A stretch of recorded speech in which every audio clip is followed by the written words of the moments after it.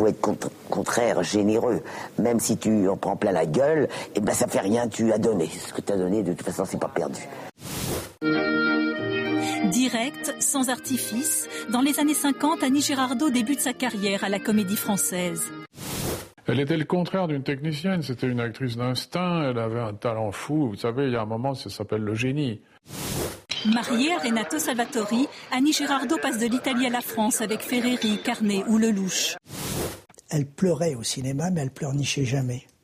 Elle riait et elle ricanait jamais. Vous voyez, il y a une grande différence.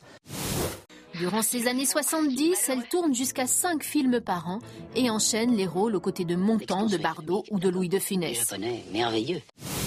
Dans les années 80, drame personnel, mauvais choix professionnels l'ont fait disparaître du haut de l'affiche.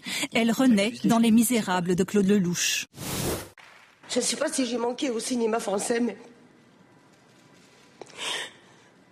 à moi, le cinéma français a manqué.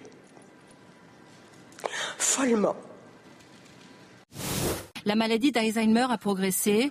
Annie Girardot vit grâce au soutien d'un homme de compagnie avec qui elle évoque souvent sa carrière. Est-ce que tu te rappelles de ce film? Attends, ça faut que je le retrouve. C'est pas les deux bonnes femmes, là, je sais plus ce qu'on fait. C'est Brigitte Bardot. Brigitte Bardot. Brigitte Bardot.